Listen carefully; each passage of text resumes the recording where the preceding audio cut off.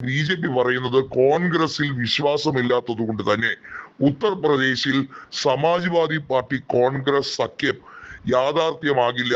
ഇനി ആയാൽ തന്നെ പരസ്പരം അള്ളുവെക്കും. അത് ബി.ജെ.പിയുടെ വിജയത്തിന് ആക്കം കൂട്ടുമെന്നും 403-ൽ 300-ലേറെ സീറ്റുമായി തങ്ങൾ വീണ്ടും അധികാരത്തിലേക്ക് വരുമെന്നുമാണ് അവർ പറയുന്നത്.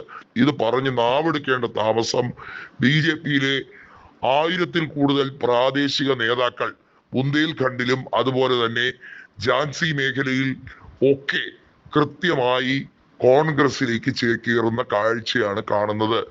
ഇത് ഈ അടുത്ത് തുടങ്ങിയ ഒരു പ്രതിഭാസമല്ല. കഴിഞ്ഞ ലോക്സഭാ തെരഞ്ഞെടുപ്പിന് ശേഷം ഉത്തർപ്രദേശിൽ ബി.ജെ.പിക്ക് ശോചനീയമായ ഒരു അവസ്ഥയാണ്.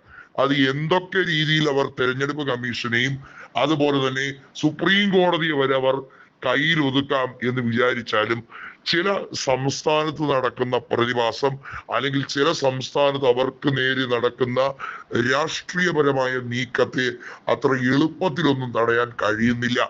അഖിലേഷ് യാദവ് യു.പി കേന്ദ്രീകരിച്ച് 2027-ലെ ഭരണം തിരിച്ചു പിടിക്കാൻ വേണ്ടിയുള്ള നീക്കത്തിന് വേണ്ടി തന്നെയാണ് ശ്രമിക്കുന്നത്.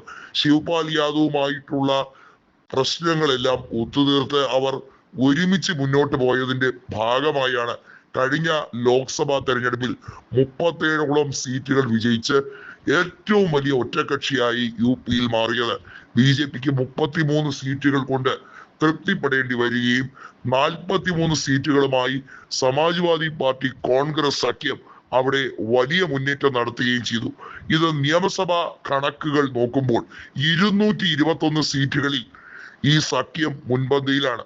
ഇക്കുറി ആ സഖ്യത്തിന്റെ മികവിൽ കേവല ഭൂരിപക്ഷം ഒരുമിച്ച് മറികടക്കും എന്ന പ്രതീക്ഷയാണ് രാഹുൽ ഗാന്ധിയും അഖിലേഷ് യാദവും നടത്തുന്നത്. നമുക്കറിയാം, ഇരുവരും യു.പിയിലെ ലോക്സഭാ മണ്ഡലങ്ങളെ വിവിധ ലോക്സഭാ മണ്ഡലങ്ങളെ പ്രതിനിധീകരിക്കുന്നവരാണ്. അഖിലേഷ് യാദവ് ആണെങ്കിലും ശരി, രാഹുൽ ഗാന്ധി ആണെങ്കിലും ശരി, അവർ കൃത്യമായും യോഗിക്ക് വെല്ലുവിളി ഉയർത്തിക്കൊണ്ട് തന്നെ ഇരിക്കുകയാണ്. മുൻകാലങ്ങളിൽ പ്രിയങ്ക ഗാന്ധിയുടെ രാഷ്ട്രീയ പ്രവേശനം യു.പിയിൽ നിന്നായിരുന്നു. യു.പിയുടെ ചുമതലയുള്ള ജനറൽ സെക്രട്ടറി പദവി നൽകിയാണ് അവർക്ക് തെരഞ്ഞെടുപ്പ് പ്രചരണം ഏകോപിപ്പിച്ചുകൊണ്ട് മുന്നോട്ട് പോകാൻ അവസരം നൽകിയത്. എന്നാൽ അത് ഭംഗിയായി അന്ന് അവർക്ക് വിനിയോഗിക്കാൻ കഴിഞ്ഞില്ല. പക്ഷെ കാലക്രമേണ യു.പിയിൽ സ്ഥിതിഗതികൾ മാറി മറിഞ്ഞു വരുന്നു. 2012 വരെ, അതായത് ഏകദേശം പറഞ്ഞാൽ മോദി അധികാരത്തിൽ ഏറുന്നതിന് മുമ്പ് വരെ അവിടെ 4 പാർട്ടികൾ ഏകദേശം പല മേഖലകളിലായി ശക്തി കേന്ദ്രീകൃതമായിരുന്നു. BJP, Samajwadi party, Bahujan Samaj party, അതുപോലെ കോൺഗ്രസ്. എന്നാൽ ഇപ്പോൾ സ്ഥിതിഗതികൾ വ്യത്യസ്തമാണ്.